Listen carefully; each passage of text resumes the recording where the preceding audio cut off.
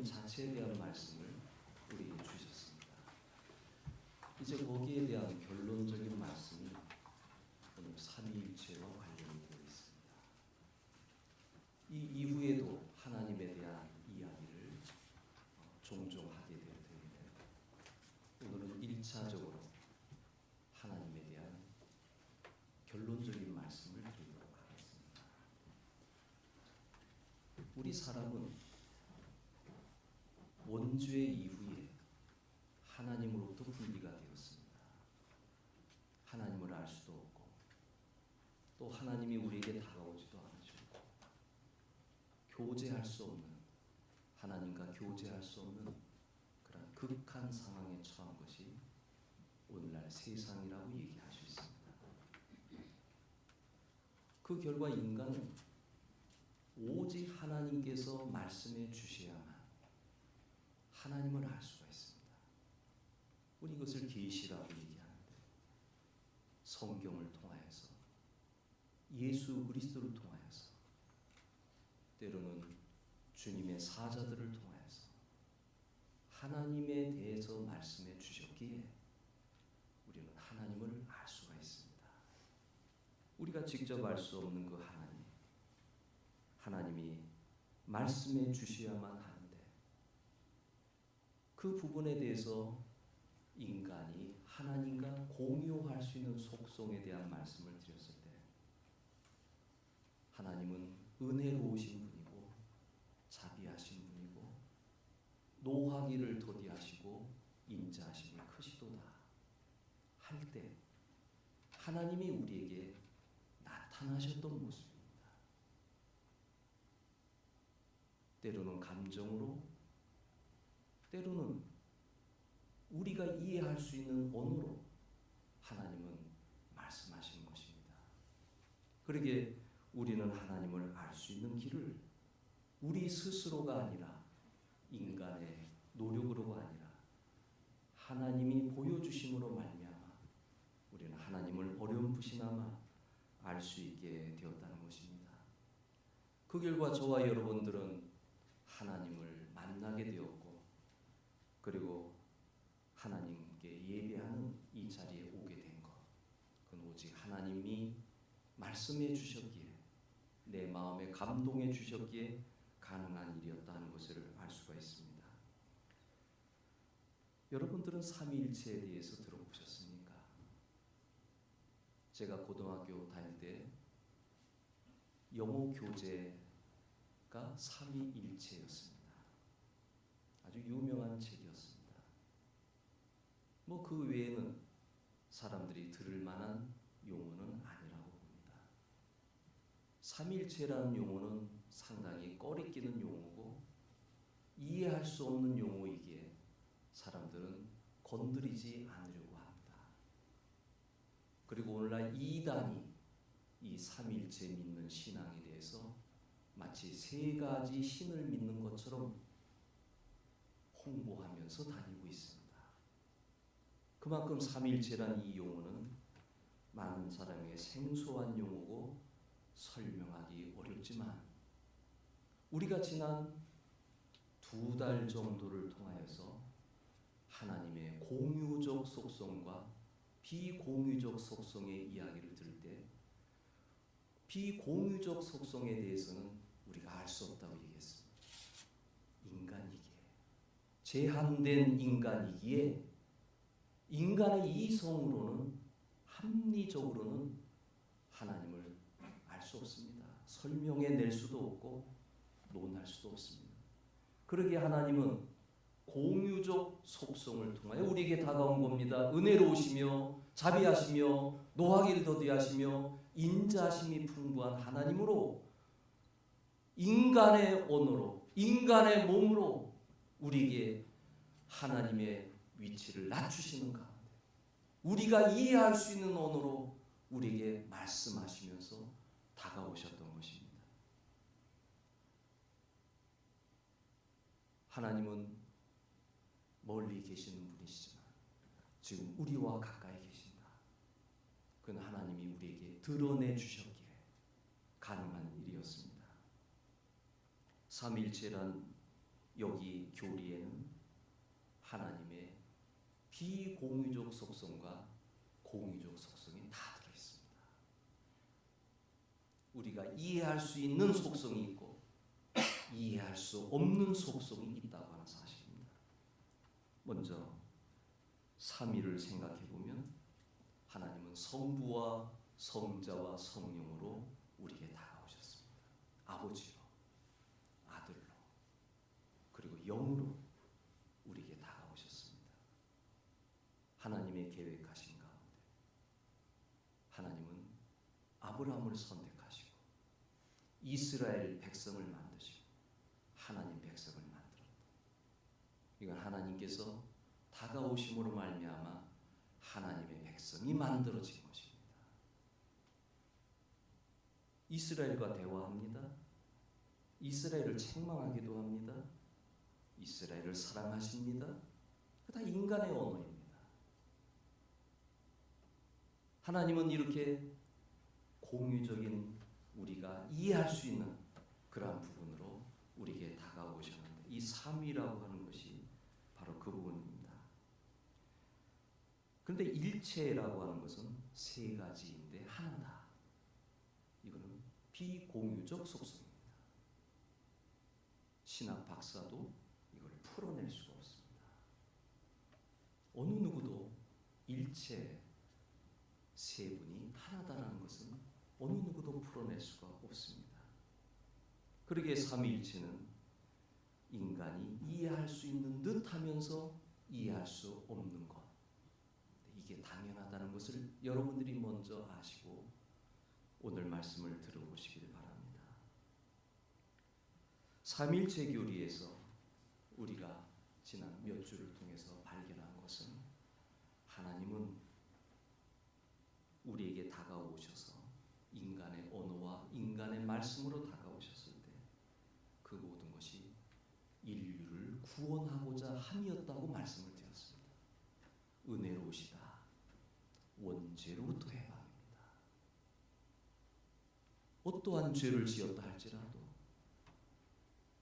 예수 그리스도를 통해서 믿기만 하면 용서해 주시는 하나님의 방법이었습니다. 그 은혜는 선물입니다. 나 같은 사람이 구원받을 수 있을까요? 아직 하나님을 만나지 못한 사람입니다. 구원받을 수 있어요. 예수 그리스도의 십자가에 모든 죄의 값을 지불하셨기에 예수 그리스도를 믿게 되는 사람에게는 은혜가 있는 것입니다. 구원의 은혜가 있는 것입니다. 원죄에서 해방되는 은혜가 있는 것입니다. 진노의 자녀에서 하나님의 자녀로 변화되는 은혜가 있는 것입니다. 자비라고 하는 것. 하나님의 자녀가 된 다음에 또 죄를 짓고 또 죄를 짓는다 할지라도 우리 하나님은 또 기다려주시고 회개하는 자에게 용서하시는 자비가 있습니다. 그 죄와 관련된 부분입니다. 노하기를 더디한다. 왜 이 세상이 이렇게 어지럽게 돌아갑니까? 왜 이 세상이 이렇게 힘듭니까? 하나님의 노하심이 자제되기 때문입니다. 인간의 죄대로 노하심이 있었다면 이 세상은 벌써 끝났습니다. 모든 사람이 구원에 이르기를 원하시는 가운데 하나님은 이 세상을 참고 기다리고 계시는 겁니다. 이것도 죄와 관련이 되어 있습니다. 인자가 풍부하시도다. 풍성한 사랑을 얘기하는 겁니다.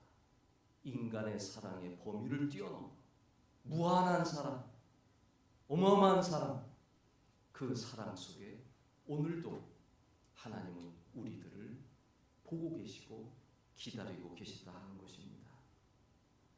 이 모든 것이 인류의 구속을 위한 것이었는데, 구원을 위한 것이었는데, 성부, 성자, 성령의 출현은 하나님께서 인간을 만나기 위한 출현이었다고 하는 거예요.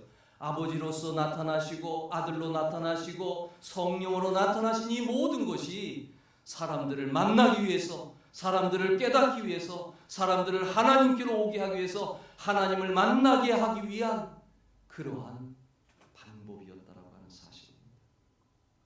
삼위일체 교리는 인류를 구원하는 하나님의 사역에 대한 가장 중요한 계시입니다. 그러면 우리는 하나님을 어떻게 알 수 있었고 어떻게 만날 수 있게 되는 것이었나요? 저는 설교를 할 때마다 성가대 찬양에 귀를 기울입니다. 오늘은 어떠한 찬양으로 하나님께 올릴까? 중보기도하는 대표자의 기도를 들을 때 또 귀를 기울입니다. 오늘은 어떠한 기도로 하나님께 간구할까? 그와 더불어서 오늘 성가대와 기도가 내 설교와 관련이 있을까? 오늘도 관련이 된 겁니다. 성령님에 대한 것입니다. 대표 기도도 성령님이고 오늘 찬양도 성령님에 대한 찬양입니다. 그렇다면 우리의 예배는 우연이 아닙니다. 저는 말씀으로 준비하고 또 성가대를 인도하는 분들은 또 기도하는 가운데 성가곡을 선별하고 또 기도를 준비하는 분은 어떻게 기도할까 하는 가운데 기도를 준비했는데 이 모든 것이 우리는 서로 약속된 것 없습니다. 대화한 적도 없습니다. 그런데 일치되는 게 하나 있습니다. 성령님에 대한 얘기입니다. 우리는 어떻게 하나님을 알 수 있을까? 이스라엘 백성들은요, 하나님께서 먼저 나타나십니다. 아브라함을 선택하십니다. 그 위대한 선택, 하나님의 백성을 만들기 위한 하나님의 선택이셨습니다. 이게 작년에 제가 했던 설교의 대부분이었습니다. 그리고 우리 하나님은 아브라함의 후손인 이스라엘을 만드셨습니다. 우리는 이들을 하나님의 백성이라고 얘기합니다. 그러니 하나님이 우선적으로 다가가셨고 하나님께서 나타나신 가운데 하나님의 백성이 만들어진 것입니다. 반면에 우리 이방인은 어떨까요? 우리 이방인은 하나님을 모릅니다. 이 세상 사람들에게 나가서 당신 하나님 압니까? 라고 얘기하면 어느 누구도 하나님을 모른다고 얘기합니다. 어떤 신이 있겠지, 어떤 신들이 있겠지, 뭐 그 정도로만 얘기하지 성경에서 말씀하는 하나님에 대해서는 모릅니다.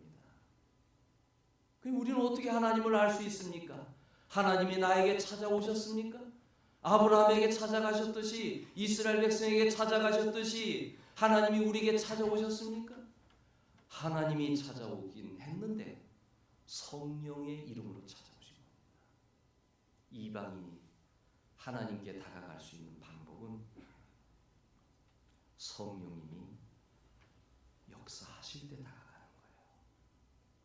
성령님이 내 마음에 감동을 주시고 나로 하여금 하나님을 찾게 하시고 나의 잘못을 깨닫게 해주시고 나의 삶을 되돌아보게 하시고 내 인생이 왜 이러냐 생각도 하게 하시고 특별히 중년에 이르렀을 때 성령님은 특히 다가가십니다. 경험해볼 대로 경험해본다. 너 하고 싶은 대로 다 해보지 않았냐? 너 살고 싶은 대로 다 해봤는데 너의 인생이 어떠냐? 이러는 가운데 중년기에 많이 다가가고 노년기에는 거의 다가가지 않습니다. 어떤 전환점이 이루어져야 되는데 바로 성령님으로부터 시작한다고 하는 사실입니다. 우린 성령님으로부터 죄라는 알 것을 깨닫게 됩니다. 그리고 예수 그리스도를 알게 됩니다. 그 죄를, 그 어마어마한 죄를 내가 지금까지 살아오면서 살아왔던 알게 모르게 지어왔던 말로 표현할 수 없는 그 죄를 예수님께서 해결해 주셨다는 그 정점에 이르게 하는 것, 성령님의 감화감동함으로 이루어지게 되고 그 결과로 나의 근원을 알게 됩니다. 나는 우연히 태어난 존재가 아니라 하나님으로부터 시작되었구나. 하나님의 세상 창조를 알게 되면서 인간이 어디에서 와서 무엇 때문에 살며 어디를 향해 가고 있는지 알게 된다고 하는 거예요. 그러면서 우리는 하나님 나라를 보게 되는 겁니다. 여기서 인간의 가치관이 180도로 달라지는 거예요. 예수 믿는 사람들은 미친 사람이에요. 왜냐하면 이 세상의 가치관과는 다른 가치관을 가지고 살아가고 있으니까. 예수 믿는다고 하면서도 이 세상의 가치관을 가지고 그대로 살아간다면 물질이 좋고 육이 좋고 이 세상이 더 좋고 아직 하나님을 모르는 거예요. 탐욕스러운 삶이 더 좋고 인간의 죄악이 더 좋고 인간의 육체적인 쾌락이 더 좋고 인간의 물질이 더 선호하고 이렇게 된다면 아직 하나님 만난 게 아니에요. 그러나 성령님을 통해 성령님이 죄에 대해서 심판에 대해서 모든 것을 내 마음의 양심에 깨우치는 가운데 내 죄가 드러나게 돼요. 어찌 해결할까 하는 그 마음 속에 예수 그리스도가 등장하게 되고 그 결과로 하나님까지 알게 되는 우리는 거꾸로 이스라엘 백성들은 하나님부터 시작했지만 우리는 성령님으로 말미암아 예수 그리스도를 통하여 하나님께 도달하는 그 역방향으로 이방인들은 그렇게 진행되는 것입니다. 이것이 사도행전에 나온 오순절 마가의 다락방의 성령의 역사입니다. 여기서 이방인의 선교가 시작되는 거예요. 그리고 2000년의 세월이 흘러 오늘 여기까지 온 겁니다. 예수 믿는다고요? 성령님이 역사하신 거예요. 예수 믿지 않는다고요? 깊이 생각해 봐야 될 일이에요. 아직까지 세상에 욕심에 휩쓰여 있다고요? 더 깊이 생각해 봐야 돼요. 우리가 하나님을 알 수 있는 것은 오직 성령님으로만 가능하다는 겁니다.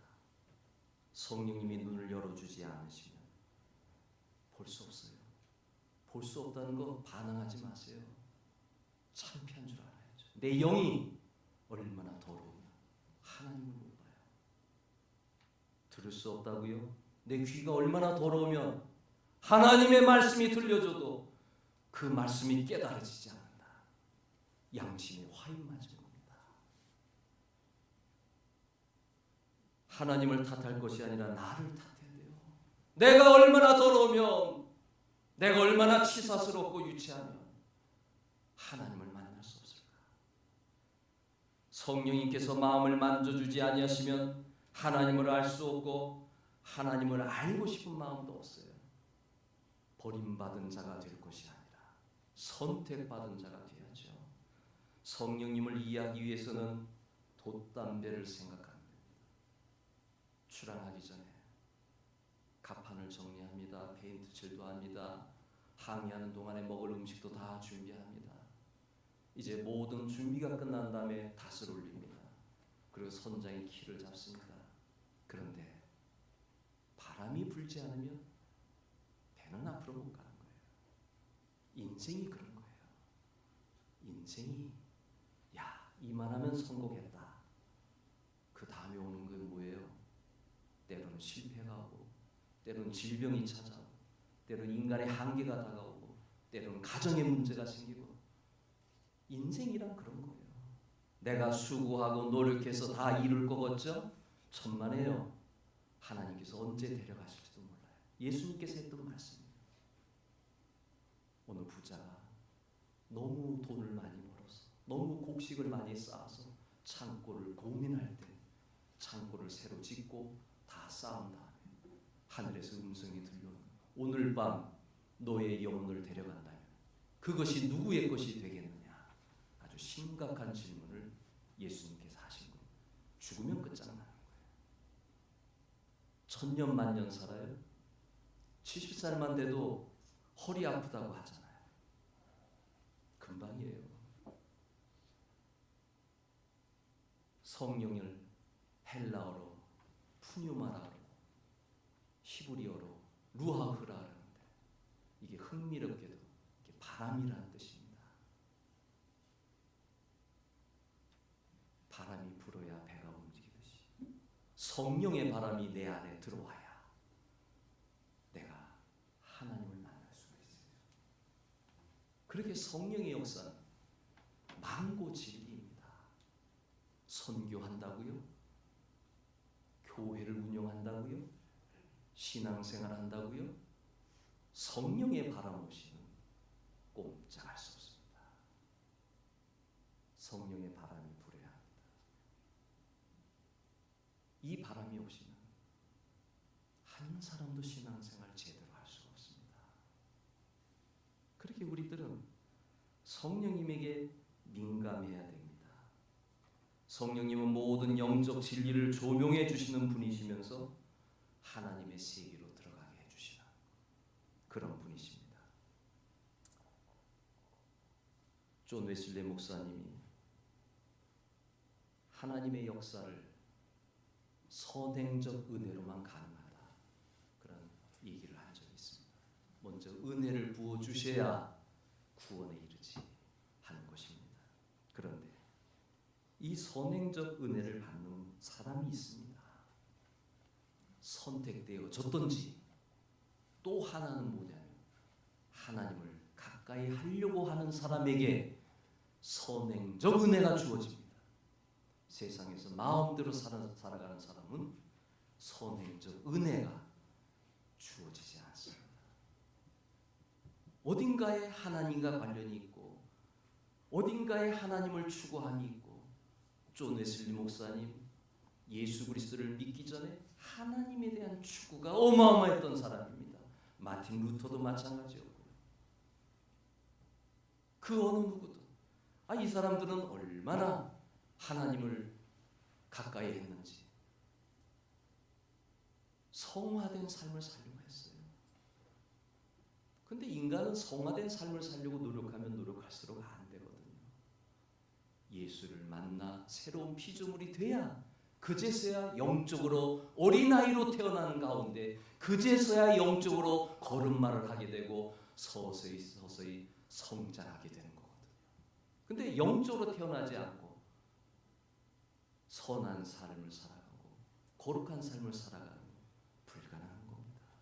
변화되지 않고 어떻게 그렇게 살아가요?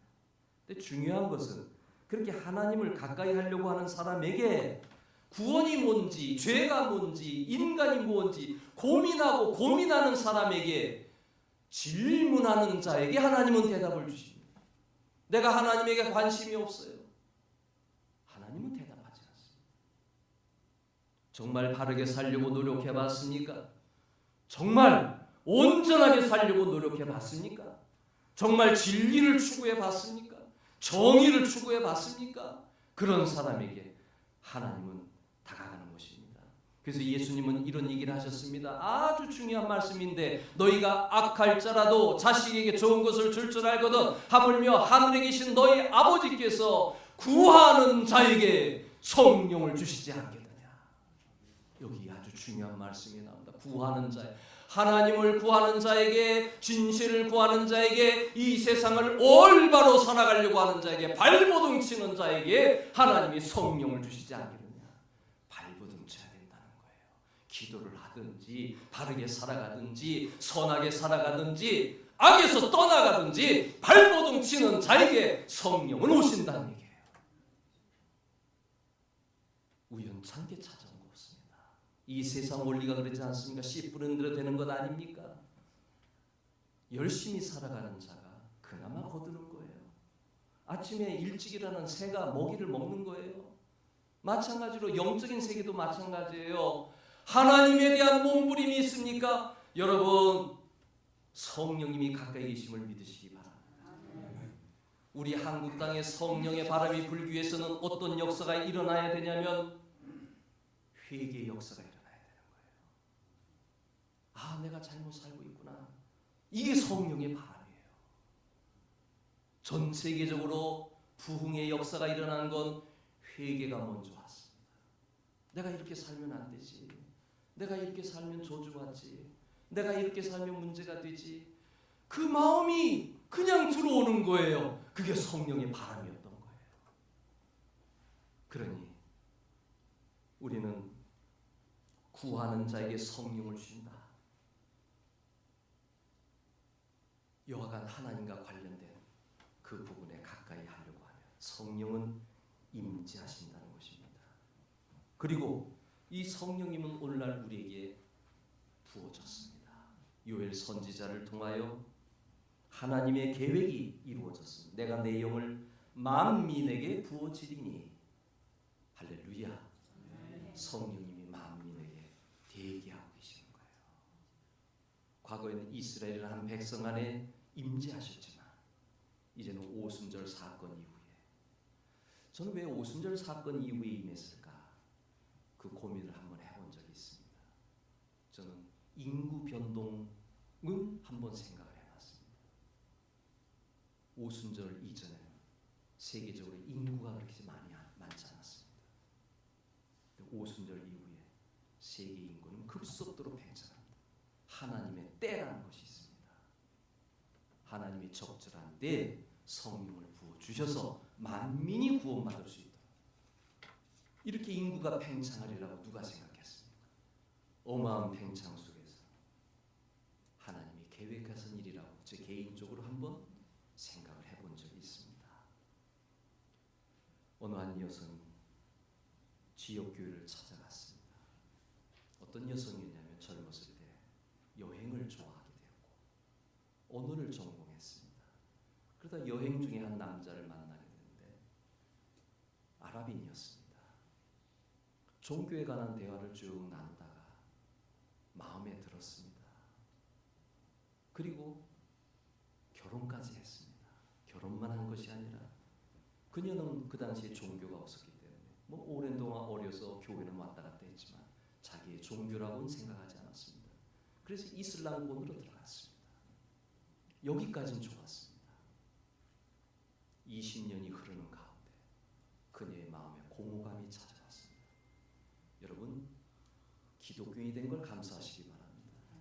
이슬람인이 되었다면 아침에도 기도해야 돼요. 점심에도 기도해야 돼요. 저녁에도 기도해야 돼요. 얼마나 번거로운지 모릅니다.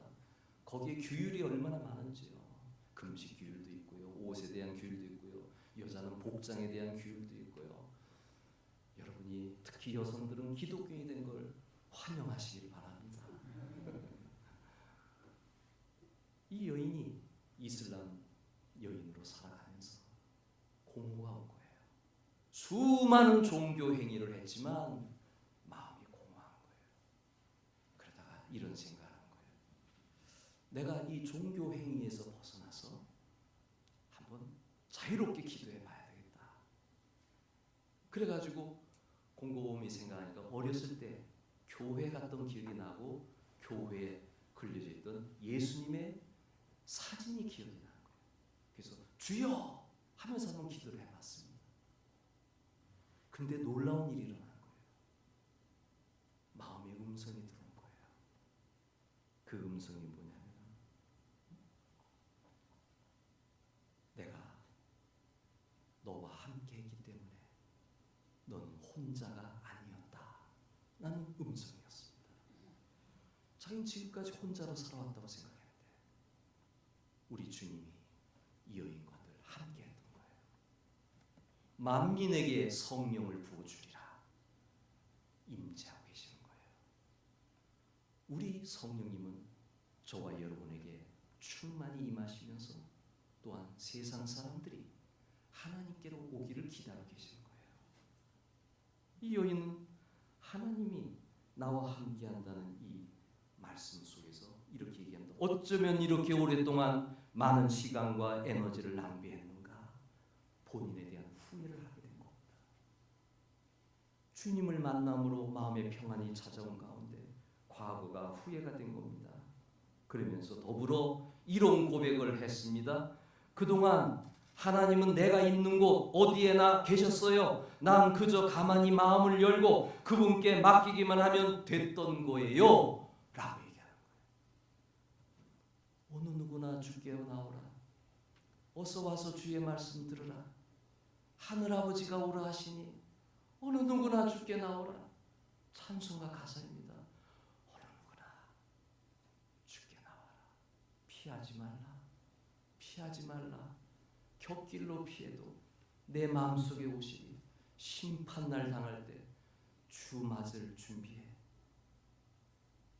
하나님은 사람들이 심판에 이르지 아니하고 모든 사람이 구원받게 하기 위해서 지금도 인내하시고 노하기를 도지하시는 가운데 이 세상이 굴러가게 한다는 것입니다. 누가 괴로워요? 성도가 괴로운 거예요. 이 세상에서 살아가야 되니까. 그러나 살아가야죠. 전도도 해야 되고 주님의 일도 해야 되고 주님 말씀에 순종도 해야 되고 우리가 이 땅에 살아가는 동안에 그러한 일을 해야죠.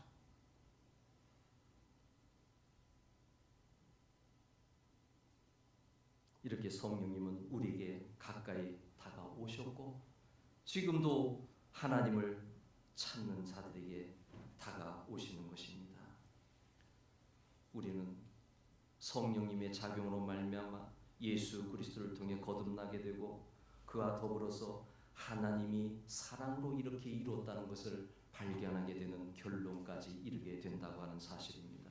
여러분, 인류의 구원은 하나님의 사랑에서 시작된 일인데 우선적으로 아브라함을 통해서 시작됐고 그 다음에 예수 그리스도를 통하여 시작됐고 오늘날 성령님을 통하여서 오늘 이 일을 이루어지게 된 겁니다. 이방인들의 구원에 대해서 에베소서에 말씀합니다. 하나님은 그리스도의 비밀을 준비하셨는데 이 비밀이란 이방인이 예수 그리스도를 통해 하나님의 백성이 되는 것이라고 말씀했습니다. 이전에는 이방인이 이스라엘 밖의 사람이요 외인이요 나그네였습니다. 그러나 이방인들이 복음으로 말미암아 그리스도 예수 안에서 함께 상속자가 되고 함께 지체가 되고 함께 약속에 참여하는 자가 되었는데 이 모든 깨달음이 성령을 통해서 우리에게 온다고 하는 사실입니다. 하나님은 모든 사람이 하나님 나라에 이르기를 원합니다. 하나님 나라, 우리는 천국으로 많이 알려졌죠. 그리스도인이 이 땅에서 하나님의 다스림을 받는 것, 그게 바로 하나님의 나라 백성의 삶이고 최종적으로는 천국에 들어가는 것, 그것이 하나님의 뜻이라고 하는 사실입니다. 결론적인 말씀입니다. 자, 3위까지는 이렇게 우리는 공의적 속성으로 알게 되는 겁니다. 성부로, 성자로, 성령으로, 나타나심으로만 알게 됩니다. 근데 3위는 이해가 되는데 일체가 문제가 돼요. 어떻게 세 분이 하나냐는 얘기예요. 삼위일체라고 하는 건 한 분 하나님입니다. 근데 세 모습으로 나타난다고 하는 거. 삼신이 아니라 그럼에도 불구하고 하나라고 하는 사실입니다. 우리는 이 하나라고 하는 이 부분에서 두 가지를 기억해야 됩니다. 어떻게 이 고백이 나왔을까? 예수 그리스도를 믿은 초대교회 때부터 4세기의 교회 회의를 통해서 이 고백이 나오게 됐습니다. 그래서 이 고백은 우리 기독교 신앙의 시금석 하나 시험대와 같은 겁니다. 삼일체 신앙을 고백하면 그리스도인이요, 삼일체 신앙을 고백하지 않으면 이단이라는 것을 우리는 교회 역사를 통하여 지금도 마찬가지입니다. 많은 이단들이 교회 나가는 그리스도인들이 삼위일체 교리를 이해하지 못하니까 궁금하게 이야기하면서 그건 삼신이야, 세 가지 신이야, 그러면서 우리를 비난하는 경우가 종종 있습니다. 그러나 예수님은 승천하시기 전에 아버지와 아들과 성령의 이름으로 세례를 주라 명령하셨을 때 이 이름이라는 단어가 복수가 아니라 단수입니다. 성부와 성자와 성령은 하나라는 얘기입니다. 그리고 오늘 본문의 바울은 축사를 할 때 예수 그리스도의 은혜, 하나님의 사랑, 성령의 교통하심이 세 가지를 말씀하고 있습니다. 근데 바울이 이해한 것은 이분은 하나라는 얘기입니다. 세 개의 신이 있는 것이 아니라 하나다. 삼일체 교리에서 우리는 이 하나다는 것을 만족하게 설명을 들을 수가 없습니다. 그럼 다시 처음 설교로 들어가서 2달 전에 설교로 들어가서 하나님을 알 수 있는 것, 우리는 알 수 있는 것은 공의적 속성으로 알 수 있다 했습니다. 그런데 하나님을 알 수 없는 것이다 했습니다. 하나님은 전능하시다, 무한하시다, 없으시다? 우리의 머리로 알 수 없는 거예요. 그 부분에 대해서는 우리는 이 교리에 대해서 삼위일체 교리는 바로 우리가 이해할 수 없는 비공유적인 속성, 오직 믿음으로만 나갈 수 있다고 하는 것을 여러분들이 기억하시길 바랍니다. 이 신앙은요, 저는 신학교 때 고민을 많이 했습니다. 종교다원주의 속에 고민도 많이 했습니다. 예수 그리스도로만 이런 질문을 받으면서 고민을 많이 했습니다. 그런데 어느 순간 믿어지더라고요. 저는 그게 성령님의 역사라고 믿습니다. 믿어지는 거예요. 내 체험을 통하여서 정황적으로 믿어지는 거예요. 이 성경이 하나님의 말씀이다. 이게 믿어지기까지 저는 신학교 4년 동안 방황했습니다. 왜냐하면 감리교 신학은 자유주의 신학을 가르쳤으니까 엉터리 신학을 한 거예요. 그런데 대학원에 가서 믿어지는 거예요. 성령의 역사죠. 내가 논리적으로 믿어지는 게 아니라 믿어지는 걸 어떻게 해요? 하나님의 창조가 믿어지고 하나님의 구원이 믿어지고 성경이 믿어지고 삼일체가 믿어지고 이런 믿음 가운데 나가게 되는데 먼저 기억할 것은 우리가 삼일체 교리가 인간에게 만족스럽게 설명할 수 없다. 이건 불리한 게 아니에요. 하나님 자체니까. 만약에 인간으로 설명할 수 있는 분이라면 그건 하나님이 아니에요. 내 논리와 내 생각 속에 하는 것이라면 그건 하나님이 아닌 것이에요. 인간의 이성으로 알 수 없다는 것이야말로 이게 진정한 하나님이라고 하는 사실입니다. 삼일체 설명, 믿음의 세계로 우리를 인도하시는데 이것은 성령님께서 우리에게 믿게 하는 역사가 일어날 때 일어난다고 하는 사실입니다. 제 서재실에는 그림이 딱 하나 걸려 있습니다. 러시아에서 가져온 겁니다. 15세기 안드레이 류블요프라는 화가가 있었는데 그분이 삼위일체 이콘을 만들었습니다. 그 그림은 아주 재미있는 그림인데 흥미있는데 성부, 성자, 성령을 상징하는 세 사람이 그려져 있습니다. 그러면 삼위죠. 성부, 성자, 성령. 그런데 이 분들의 얼굴 표정을 보면 얼굴이 다 똑같아요. 그리고 서로 겸손하게 이렇게 쳐다보고 있는 거예요. 자기를 주장하지 않고. 얼굴이 똑같다. 일체를 상징하는 거예요. 세 쌍둥이가 아니고 한 분이시구나. 인간이 표현할 수 있는 건 그거예요. 화가가 표현할 수 있는 건 그거예요. 세 사람이 있는데 똑같은 얼굴을 하고 있다. 겸손하고 인자하고 삼위일체를 표현한 것입니다. 우리 하나님은 한 분으로서 오늘 우리에게 보여주신 거예요. 때로는 아버지로 보여주시고 때로는 아들로 보여주시고 때로는 성령으로 이렇게 보여주시고 우리가 이해할 수 있는 범위 안에서 거기까지입니다. 그 이상을 뛰어넘을 때는 성령님이 내 안에 감동시켜주는 역사로 말미암아 믿어지는 역사가 일어나는 것입니다. 그래서 저는 많은 이들에게 얘기합니다. 성경을 읽다가 이해하지 못하면 넘어가라고 얘기합니다. 베드로 사도도 그런 말씀했잖아요. 억지로 풀다가 문제가 생기는 것 아니냐. 그러니 우리는 삼위일체 신앙 속에서 유일하신 하나님 한 분을 믿는 가운데 이 하나님이 우리를 만나고 인류를 구원하기 위해서 이렇게 세 가지의 모습으로 역사적으로 우리에게 다가오셨고 그 다가오시는 가운데 우리를 만나 주신다는 것을 생각하게 됩니다. 사랑하는 성도 여러분, 우리는 하나님을 믿는 가운데 이 땅을 살아가고 있습니다. 얼마나 좋으신 하나님이신지요.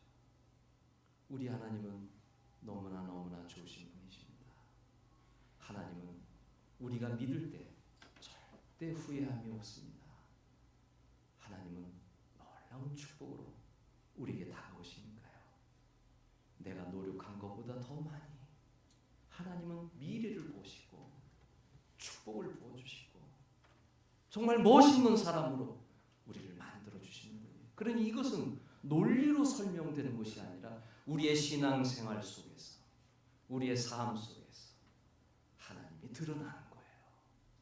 하나님이 이렇게 역사하시는구나. 내가 기도할 때 나와 함께 하시는구나. 나의 아픔을 아시는구나. 내 삶을 이렇게 축복으로 인도하시는구나. 들어와도 복을 받고 나가도 복을 받는 분으로 인도하시는구나. 이런 놀라우신 하나님의 은혜와 사랑을 여러분이 끝까지 누리시기를 주님의 이름으로 축원합니다.